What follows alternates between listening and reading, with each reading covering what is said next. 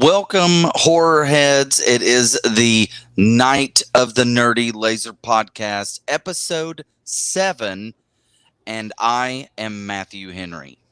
And I am Richard Yule.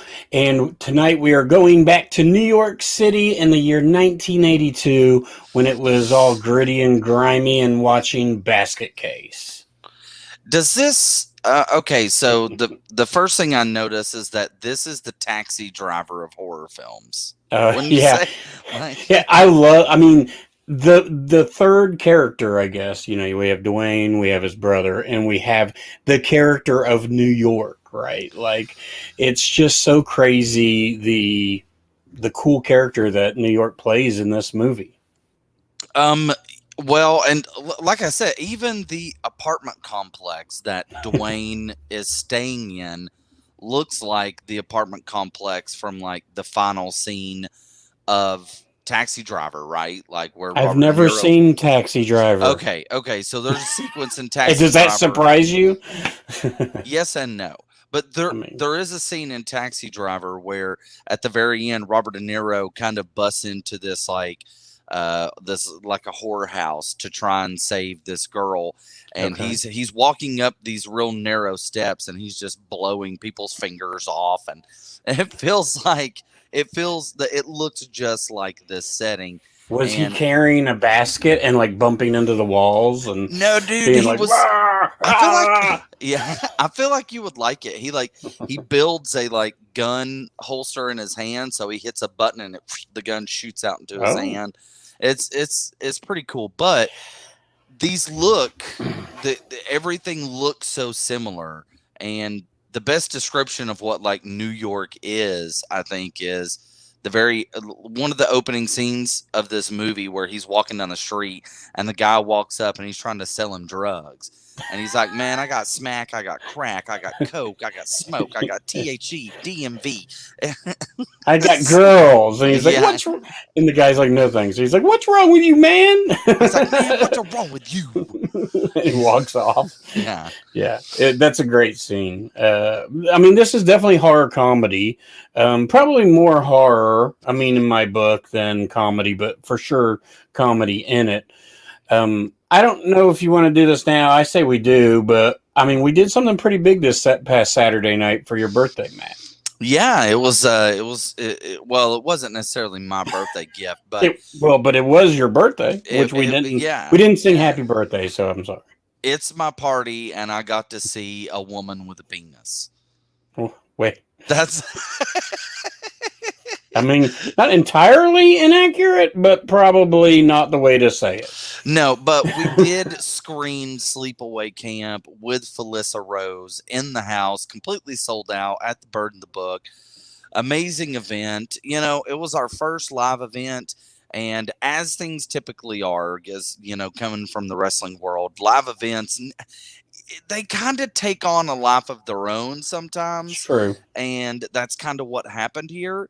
But at the end of the day, it was completely sold out. Everyone was so happy that I was, it just warmed the cockles of my birthday heart. Like, it warmed. Never mind. I haven't heard a bad thing about it. It's been a little bit all over social media to us and to Felissa's page and to Spooky Dudes who were there. Corey was there with us, and Eric even made an appearance. So that was awesome. But it was a pretty flawless event, and we couldn't be happier. We got new T-shirts. Look at that. We match. Ooh. We even have colors. We have red. A logo in red, like our banner here, and the logo in white, like you see right there. Hell yeah! So if you want one, hit me up on the socials, and we'll make it happen. They're not too expensive, so. And we sold a bunch, and we sold. Hold on. Okay, we sold a bunch of those, so that was awesome. But more so, we met a whole bunch of cool people, and hopefully new fans of us, this podcast. just everything that we're doing right now. And that was what I took home at the end of the day. And getting to Yes. hang out with Corey was awesome. And I can't wait till next year when we do this event that you're talking about.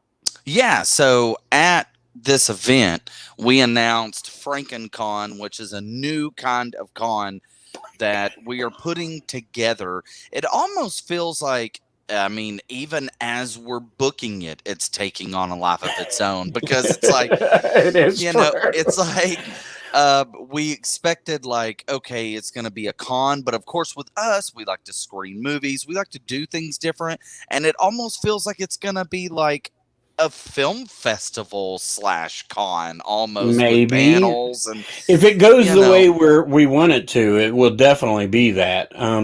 We've got a lot of things out there floating around. If you were at the like live a turd in the event, bowl. they're just floating there, Hmm. waiting to do something, either go Hmm. down or I don't know Or what else they would do. dissolve. Or Just go dissolve. away, just go, or just hang out like a nugget. Yeah. Uh, they I don't know if we want to announce, like, because we have announced, well, technically our first two guests.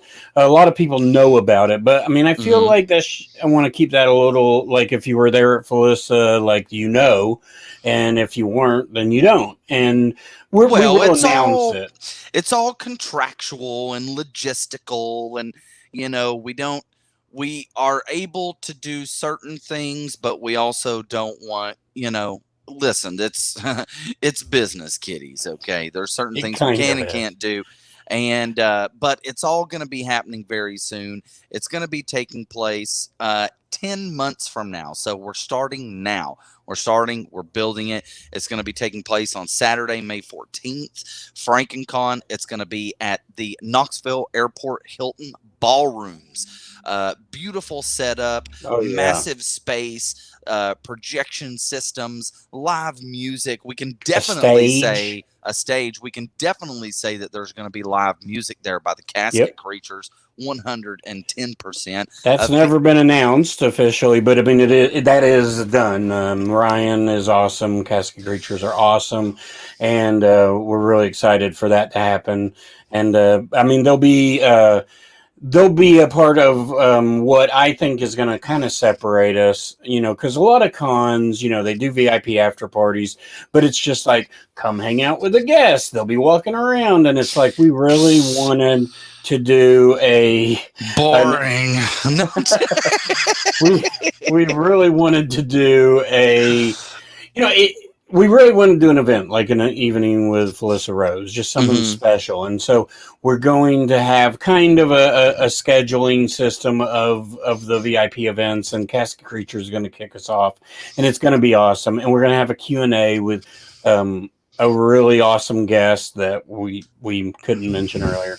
And then, who knows, that those are the two things that have been locked down. We do, Hmm. like Matt said, we do really want to do a movie screening, but that kind of depends on who we get next. And, we have a lot of irons in the fire, as they say. Yes, definitely. It seems to be that this is the perfect time to create something different and fresh. Give it up to my main man, Richard. Wait, let me be pointing this way. I can't look This at you. way. And this was kind of birthed from your bald noggin.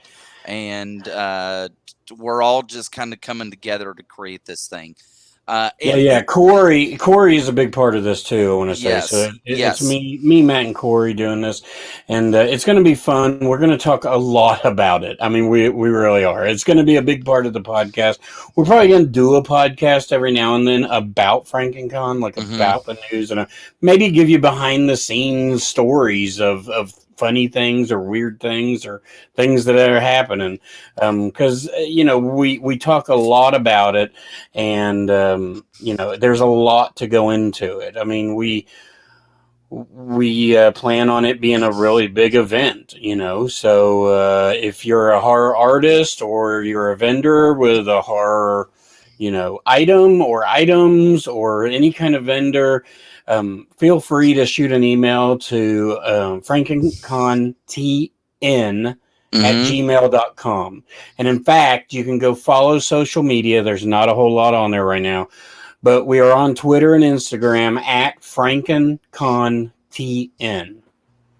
Yes, and then we're going to be returning to the Bird in the Book on Friday, August the 13th. Yes, we're going to be showing Friday the 13th, Part 7.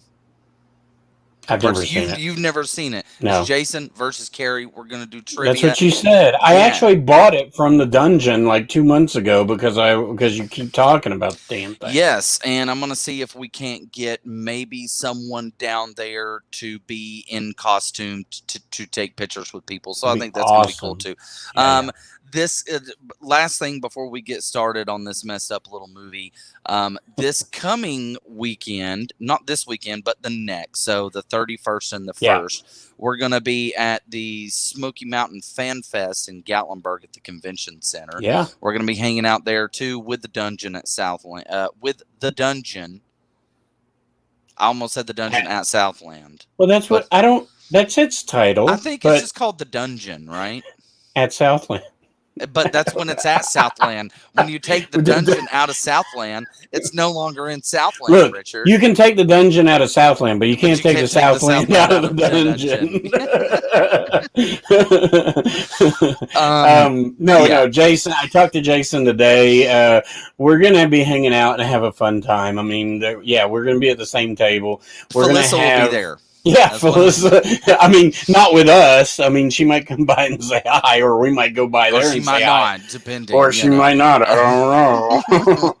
don't know. So you can look for the giant banner. It doesn't look that big, but it'll be high in the air. Mm-hmm. Yes. And come by and see us. They got a ton of guests, right? Like, I mean, they got a ton of people, and so we're going to be hosting a panel, maybe 1 or 2 panels with some actors. We're going to be doing that as well. So, super excited about that. Now on to this. What's the director's name? Frankenhooten. Frankenhooten. Yeah. Well, he did also direct Frankenhooker. Yeah. But Frankenhooker was up there with, like, I should have watched that movie. I mean, it was there. I saw it all the time. Mm-hmm. It was there for me to rent, and I've never seen it. And I'm at the point now where I wish I saw it like 30 years ago, not now. Did you watch this on Tubi? Yeah. Always. Okay. So one of the things that I love about Tubi /Hey is you can pretty much find anything on Tubi. But the thing that I kind of don't like about Tubi is that this is the Arrow release of it. So you get like this new 4K scan. This looks way too clean for Basket Case. It looked nice. Dude, it's like it cleaned Basket Case up, and that's not something that needs to happen. Basket Case needs to stay dirty. Yes, it needs to be grimy, gritty, go for guts. But so, and then also I didn't realize this movie is a part of the Smithsonian Film Institute. Did you see that at the opening? I saw that at the beginning. Oh my God. I can't wait until we see part 2, but I can't either. I've never seen any of the others. So I've seen the first one, but I haven't seen 2 and 3. Are they much more in the comedy realm? I'm guessing? Yeah, 100%. And the special effects, the practical effects in part 2 would kind of remind you of that movie with the guy from the Lost Boys and Bill and Ted movies. Freaks. Freaks? Yes. Yeah. Mm-hmm. Or is it just Freaks? I think it's Freaked. Yes, Freaked. Yeah. Which is a great underrated movie that is available on YouTube and nowhere else. We did an episode on it. We have done in our past life of Nerdy Laser. We did an episode. We did a lot of horror stuff. So I'm either going to clean some of that stuff up and release it as part of Night of the Nerdy Laser, or we're just going to do the movies again. You could release it as an extra. I guess. as a Thursday night throwback. I mean, God forbid we take a week off. I know, right? Well, so give me so first and foremost, the character of Belial is funny, right? Funny, while simultaneously disturbing when he needs to be. I mean, I think he's more terrifying to me. I don't in this movie, since I haven't seen 2 or 3, I just don't see the humor in it as maybe I will after watching 2 and 3. No, Would you agree? there's nothing funny about him in any of those movies. It's everyone else. Oh, okay. It's all the other creatures and everything else. Oh. But every time Belial is on the screen, that's a hell of a creature, dude. I mean, it is it is cool. I mean, yes. Okay, so this for me, the freakiest scene in this movie is similar to the freakiest scene in the second movie, and we'll talk about that next week. But there's the scene where we go back in time, which is weird because they wait to do that till the end of the movie. We go back in time to him as a teenager, and they're giving Belial shots to separate Belial from Duane. And dude, Belial's but the like, way he's like screaming. I'm like, dude, this is too much. This but poor dude, thing's in pain. How we find out, that's how I feel about Gizmo, man. How we find out about like what he actually is from Duane is my favorite part of the movie. The drunken like yes, the drunken breakdown with the girl, and it's like the perfectly acted scene where they're both laughing, and he's like, "And I got a twin brother," and she's like, "Ah!" and he's like, "And they cut him off of me." Ah! He looks like a smushed octopus or whatever. And she starts, and he's like, "And I can hear him in my head." Yeah, I used to be able to talk to him in my head when we were attached, and then they detached him, and now he's stronger. Yeah. That's my favorite. That bar none my favorite scene in the movie for sure. And I love the motel manager. I don't know why. Oh my god, yeah. He's like, this place isn't a motel; it's a petting zoo. He's like, I don't even own the place. So we do get a kind of like weird cast of characters that are staying at this. What is it called? The hotel. I have it on paper here.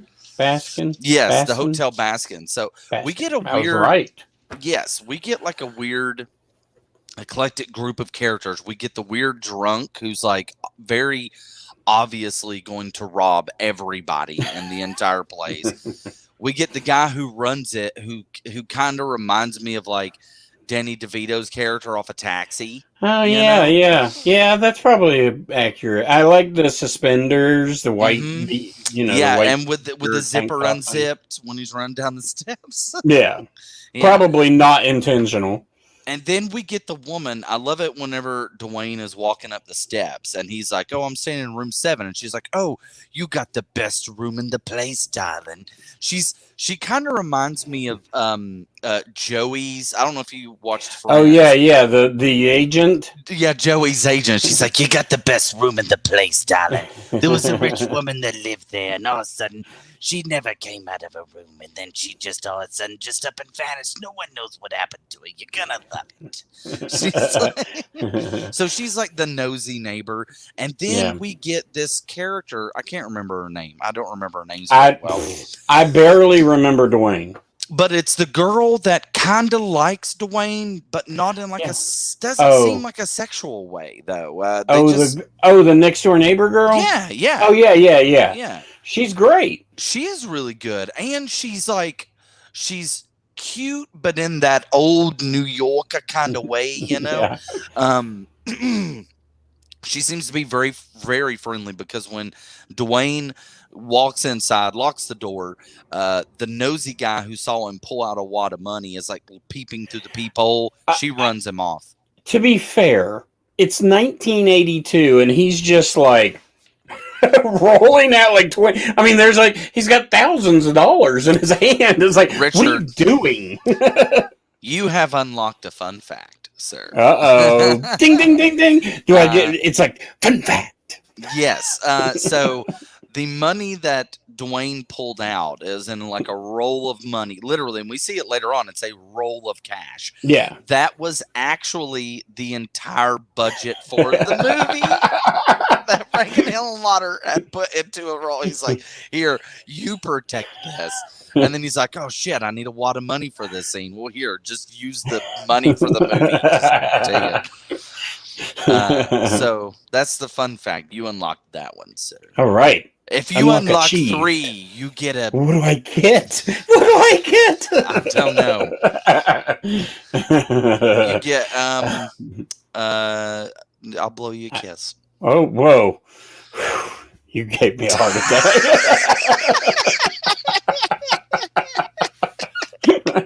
Canceled.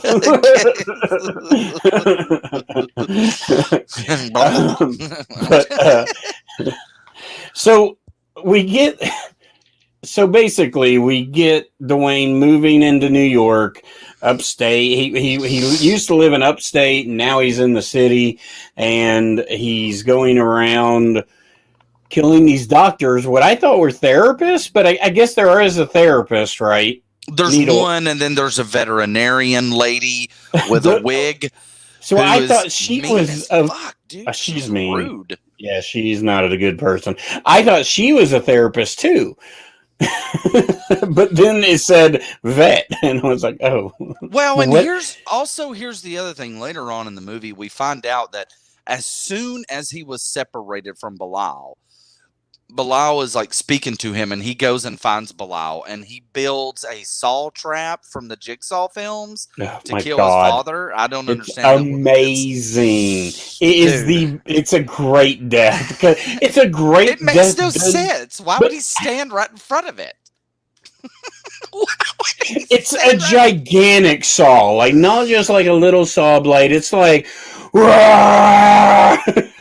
and he's looking right at it, and then the saw, I don't know how, and I don't know if it was on wheels, and I'm not sure how it worked, but it went right up against him, and it was, I mean, split him in half. It's a great scene done cheap, right? Like they show the legs of the dad, or no, was it the dad? Yes, it was the dad. And it was the legs of the dad, and you just see one leg fall this way, and then the other leg falls this way, and you know how it was done, but it's so effective, and that's what I love about this movie is there's so much good in it. Like there's.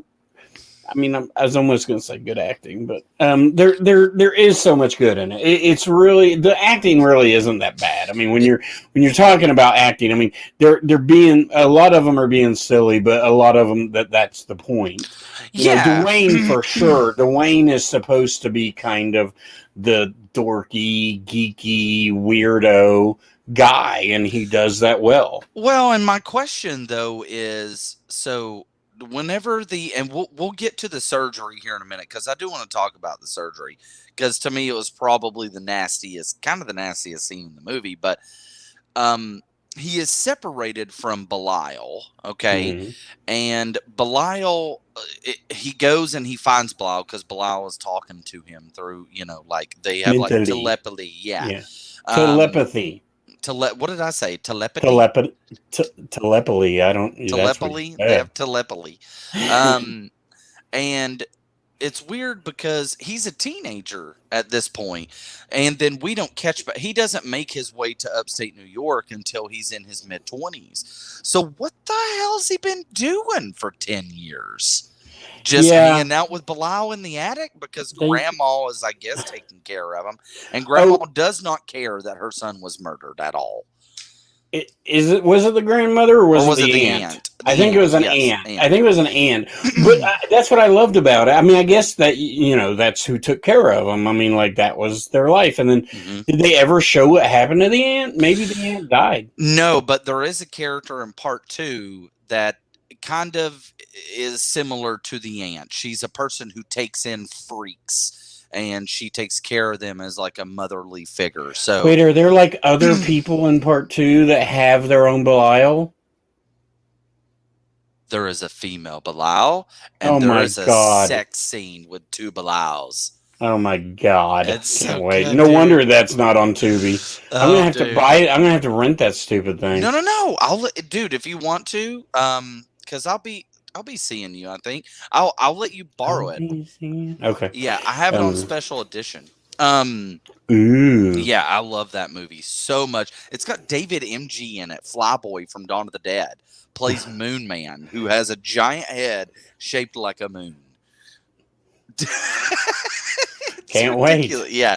So, anyways, okay. So the surgery scene where they're separating Bilal. This is pretty rough. I talked earlier on before how this is the scariest moment for me, and it's not because Bilal is scary, but Bilal in pain is unsettling. Yeah, it is. And then I mean the surgery area is all dark, and I mean the blood in this movie I feel is right on, man. Hmm. Like I love all the, a lot of the death scenes are just Belial like clawing people and stuff. Ripping their But faces. Yeah. it looks really good. Hmm. Yeah. Yeah. Now okay. So there's the veterinarian woman that gets killed. That death scene, I didn't like that as much. It was like he shoves her face into a drawer and she Oh comes no. out and there's like I love that. I'm fine with it, but Dude, it's it's so when they good. cut to her and she's like, Oh no, I love it. "Ah." I thought it was up there with like Sleepaway Camp, like certain scenes where you get the shadow and stuff. Like Yeah, I yeah. just think I don't know. I thought it was cool, man. Um, stop motion Bilal, dude. Okay, so I mean, you this can is say 1982, it man. looked good, It's and not only good. that, you can tell that. Okay, so Frank Hillenlotter, I think is his name. I don't know if I'm pronouncing his name correctly. Who This knows? was his first feature film, and one of the cool things he mentioned was that he would be in the middle of shooting a scene, and it may be written to be scary, but whenever he's filming it, the cast is laughing. So then he would go, okay, we're going to change it up in real time and play it for laughs. Or he would be shooting a scene that he thought was going to be funny, but instead it ended up being creepy. And he was like, okay, let's change a few things around and play it for scares. Scares. Um, That's good. so, and I feel like there's a lot of heart that goes into this movie. The editing, in particular, during the Belial freakouts. And Belial I is love essentially, I yeah, love the Belial freakout. yeah, because Belial is pissed off that Duane is messing with this girl at the Statue of Liberty. Um, and they're making out, and Belial can sense it with his telepathy. And Some of the most realistic making out I've seen by two people that don't know how to make out, I feel. large mouth make out, but it Large, was good. like a lot of movement. Hmm. Lot of movement. Yeah. Yeah, making out's already awkward, anyways. Yeah.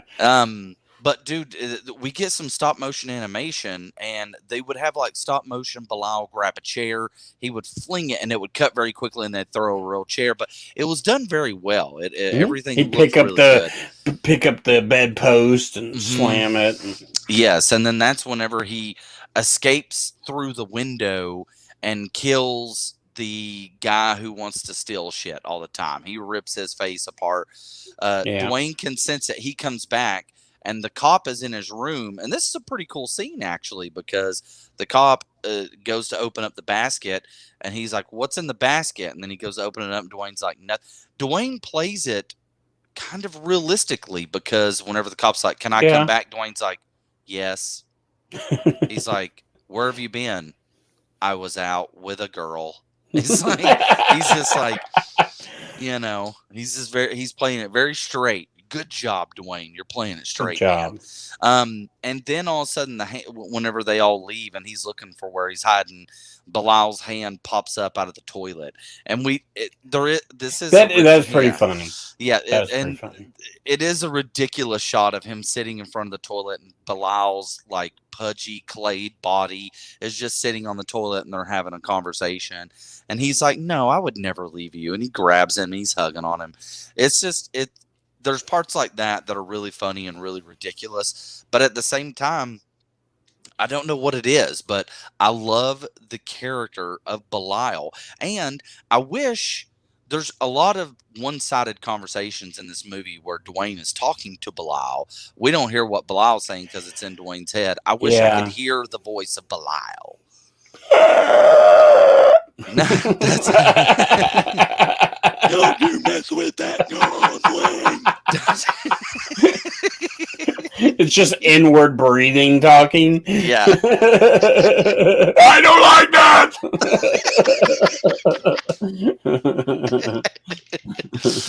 I don't want you to go to sleep. There's a scene where they're arguing because Belial won't quit pacing the floors and won't shut the fuck up. And they don't show him pacing the floor either, no, which you I just kind of appreciate. hear it. You just kind of hear scooching around, and I'm thinking Belial is me. That's me. I just spend my nights go to bed. Yeah, I just spend my nights pacing the floor, asking questions. But I thought this was a very entertaining movie. I thought it has a really cool, memorable visual ending. Oh yeah.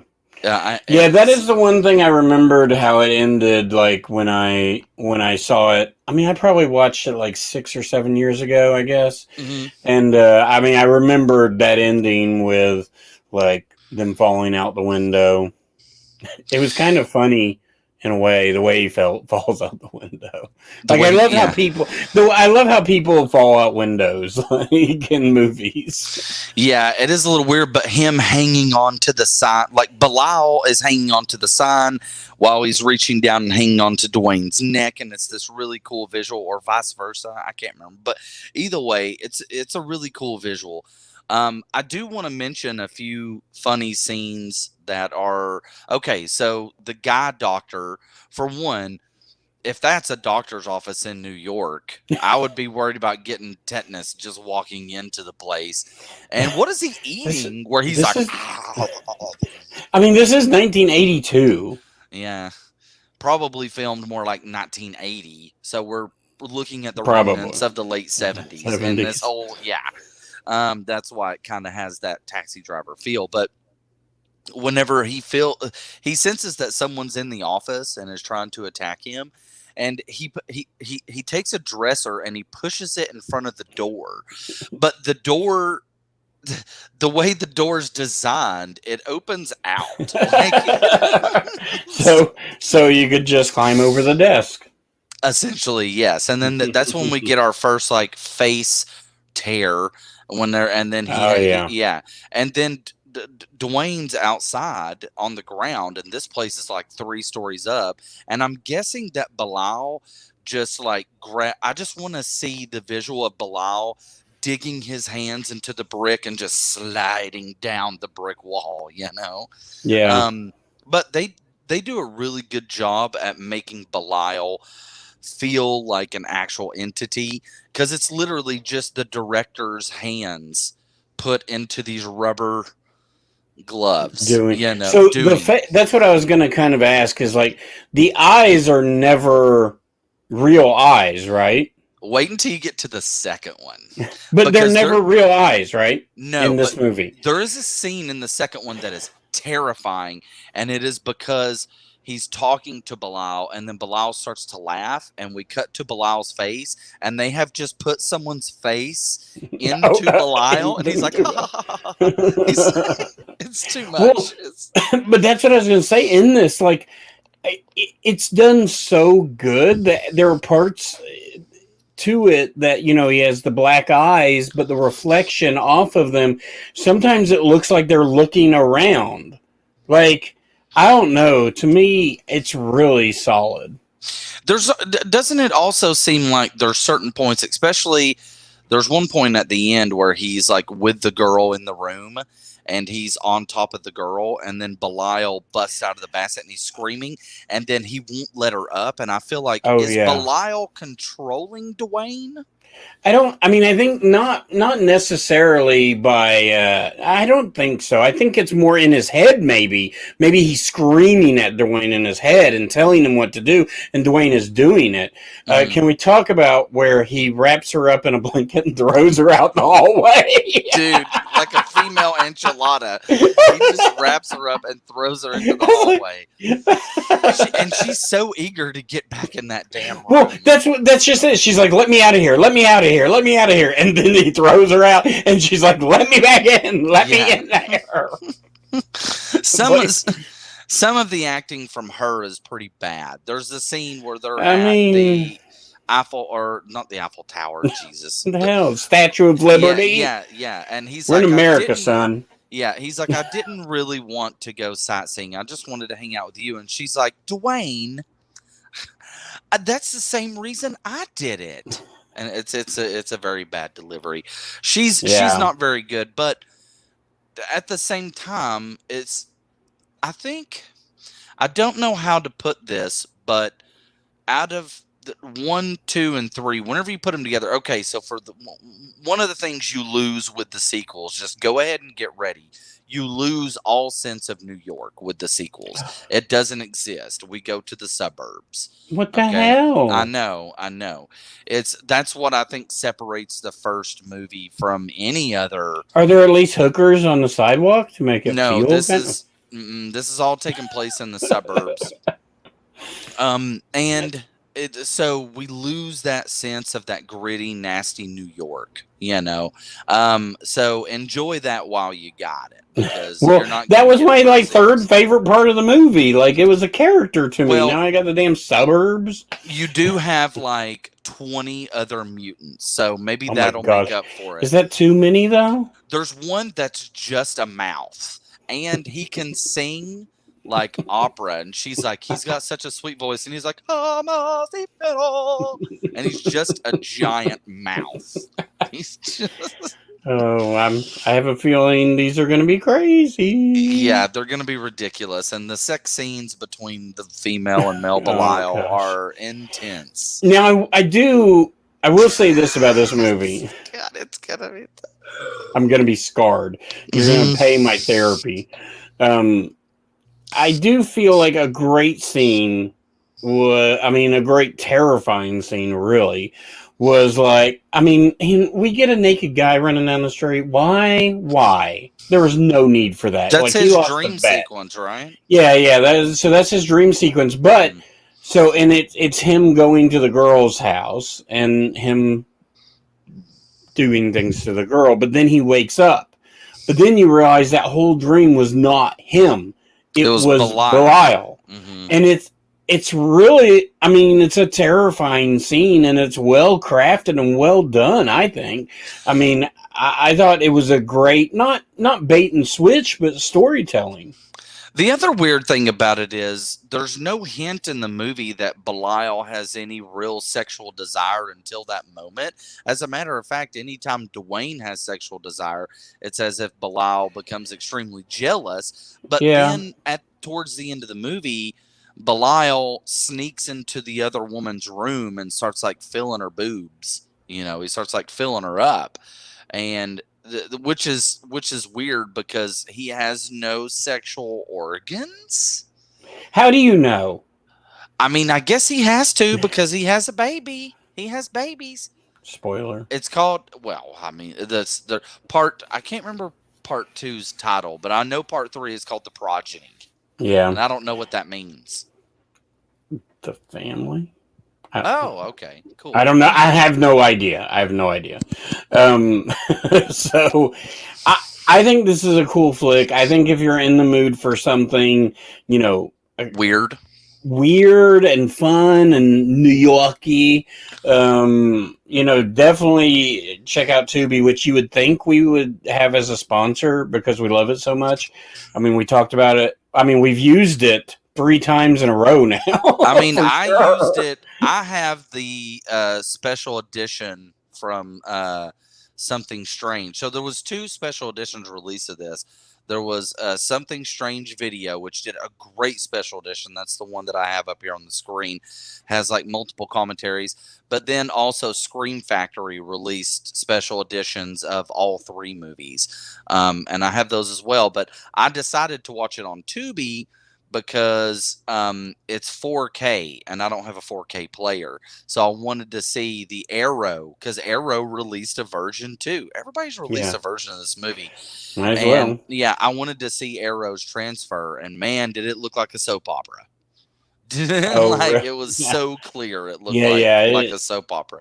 Yeah. I mean, I use Tubi a lot because I can watch it on my phone too. So I can like start it at the house and then watch it at work during lunch or something. Mhm. Tubi's great. Like it's just a great resource, and it's free. And their ads are actually great. Like they're not annoying at all. Mm-mm, But anyway, they're quick. we'll, They're in and out. we'll get off of Yeah. Tubi though. We can't Yeah. talk about them all the time. Just go Yeah. to Tubi. And we'll take you as a sponsor. How if many- anybody so- from Tubi's listening? Yeah, if you were gonna rate this, how many kids in potato sacks? I mean, I think this is man. I mean, I really liked it the first time I saw it, and I really think our liked it height this is time 5, more. right? Yeah, we can go 5 kids in potato sacks. Oh, so you're giving this the highest rating? No. I said we can go okay. 5 kids in. No, I can't Gotcha, get. gotcha. I mean, I couldn't do it. Yeah. Man, it's really good the second time around. I'm gonna say just because of maybe I'd say 4 kids in potato sacks. I was gonna give it 3.5, but I think it's 4. I just like it. I think it's solid. I'm gonna give it 3.5 only because I really enjoy part 2 better. I mean, I can't base it on that. So, well, next week you will have the opportunity to retract my rating, to remove a child from a potato sack. Just half of one. I can just lop off its head.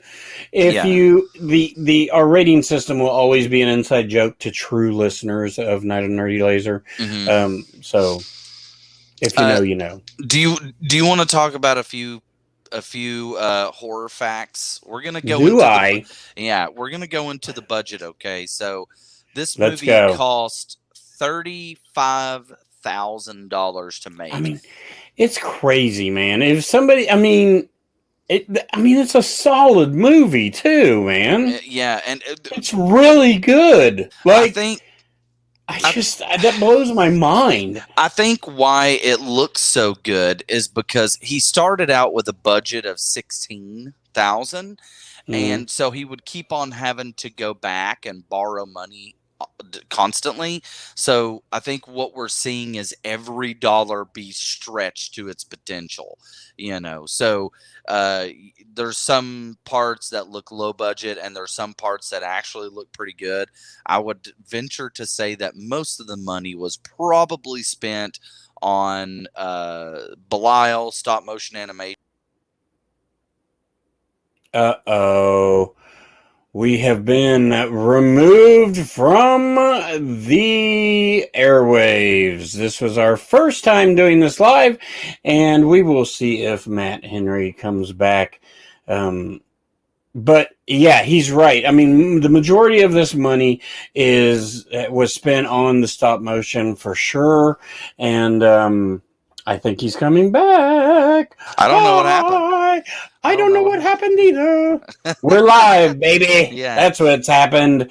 But yeah, no, you're right. I mean, you're absolutely right that, the stop motion animation had to be expensive back then. Yeah. And so the majority of that, and maybe they had to rent out the whole hotel. Who knows? I would venture to guess that was probably where the crew stayed and probably where they had craft services and the whole 9 yards. Okay. Do you want to know how much the movie made over its lifespan? Okay. This movie played for 2 years on a midnight showing in New York. So every weekend you could go see this movie. they had well, I'll get into a little fun fact about that. This movie on its initial release made about $147,000. I mean, Not bad. not bad. It's probably made double that since then on special edition releases and streaming rights and so on and so on, and then sequel options and there's supposedly a remake that is going to occur, which I think will be super interesting to see. Yeah, I don't know. I don't like it. Well, listen, if there's any movie that can be remade that's about conjoined twin dyslexia, then it's this one, okay? So a few of the fun facts, I already mentioned one. The crew was so small in this movie that the credits at the end Was just them. was them, but they changed people's names so that it made it look like there was more people on the crew. That's funny. Yeah. And then what was some of the other fun facts? Because I already mentioned a few during the movie. I mean, I named one. Yeah, you named one. Yeah. Well, I think it was cool, really cool at the end of the credit or at the end of the movie where the credits roll and people are just around them as, Belial and Duane are just laying there. And, we saw that in a lot of all these older movies, especially like Night of the Living Dead and stuff. And it's very effective. You don't see it that much anymore. It is super effective. The end of the movie is kind of one of my favorite parts about it. But you have that fun fact. You have the money fun fact.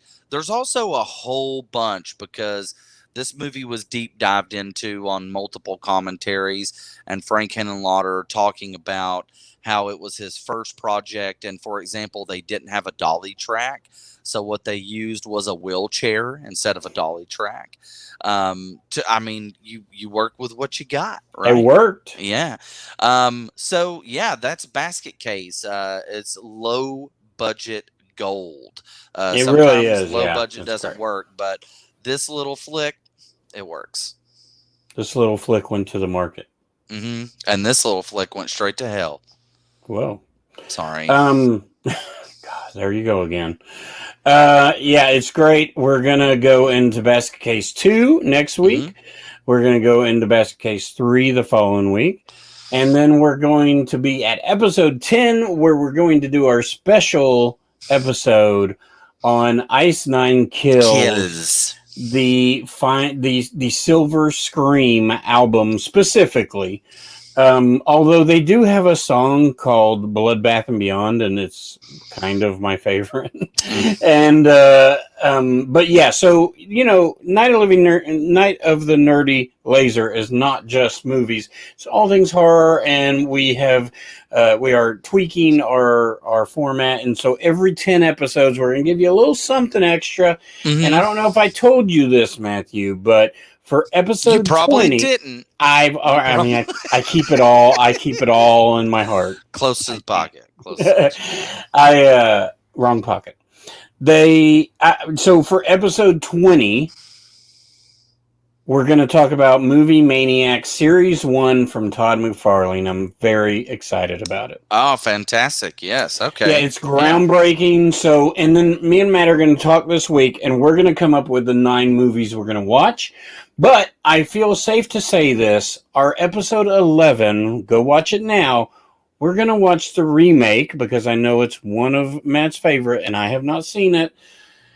We're going to watch a remake of House of Wax. Ooh, I love House of Wax. House of Wax is good. It's getting a brand new special edition release from Scream Factory very soon. I think that's in the works right now. They've already released all the artwork and specs for it. So how about this? How about we do House of Wax, the remake, House on Haunted Hill, the remake, and 13 Ghosts. Bam. that'll be 11, 12, 13, and then we'll come up with the rest. Matt's going to put them on a cool little poster. And Mhm. when you check out the Instagram and Twitter at Night of the Nerdy Laser, you can find all the information there. If you want to give any feedback or drop an audio track, anything like that, tell us to go to hell. I don't know. Whatever you want to do, you can do that at nightofthenerdylaser@gmail.com. You can also email frankencontn@gmail if you're interested, or if you know somebody that's interested in setting up as a vendor or an artist that are in the horror community. So we're very excited about that. We're excited about this podcast. I can't wait till we have more in the archive, just because, we've been podcasting for a long time, and I want the numbers to show it, but Mhm. this new venture is really awesome, and I think we're picking movies that are not what everybody else is picking. I listen to a lot of horror podcasts, and I try to, stay up with them to see that we're not double dipping into the same stuff. Spooky Dudes is a great podcast that Corey and Eric run, and I love Spooky Dudes. I mean, it is part of the inspiration for us to just go horror, because I really like what they do over there. And, it made sense for me and Matt, uh, business wise, kind Sure. of. Mhm. And, but Spooky Dudes does a lot of weird stuff. They do a lot of Shudder exclusives. I know they've done, what was that movie? Slacks? Who knows? It's about a pair of killer pants, Matthew. What? It Yeah. sounds like rubber. Yeah. I mean, I guess, but not a Same tire. director? No, I don't think so. No. Okay. Um, but Corey loves Jess Franco, so they do a lot of Jess Franco stuff. They pick a very eclectic uh, selection of movies, and I think it's well done. Like, I love listening to their podcast. If I really want to watch a movie, I'll watch it and then listen. But if it's a movie I know I won't get to anytime soon, I'll just listen. They're much better at us about not giving spoilers, so we just ruined the whole damn movie for you. But you figured that out by now. Any final words, Matthew? My final words is also at one point, Richard, I would love to do rom-zoms. Ro- Romantic Romantic zombie. zombie comedy movies. No, no, Or no. Well, yeah, I mean, you can do the comedy because okay. of. I mean, Ro- There's only two romantic zom-coms, and that's Warm Bodies and Shaun of the okay. Dead. But you do Mhm. have those categories can be put into rom-zoms, so it can be romantic zombies. So you also have Return of the Living Dead 2 and 3, and then you have Shaun of the Dead and then Warm Bodies. I I'm think you sure would we'll dig a get to few of those. those. Yeah, I'm And sure we'll then, get to them. do you remember way back in the day on Sci-Fi whenever they did like two Return of the Living Dead sequels? There was Return of the Living Dead, Rave to the Grave, and then Return of the Living Dead, something else. I wonder how Yeah. horrible they are. Oh, I bet they're bad. I bet they're really bad. I bet they're good bad. Mm, I don't know. I don't know. I don't know, but I do know Maybe, one maybe, thing. maybe one day. I do know one thing, Matthew. You know what that Mm-hmm. is? I know that you have to keep it bloody. Because Belial has to. Because somebody has to. Because somebody has to.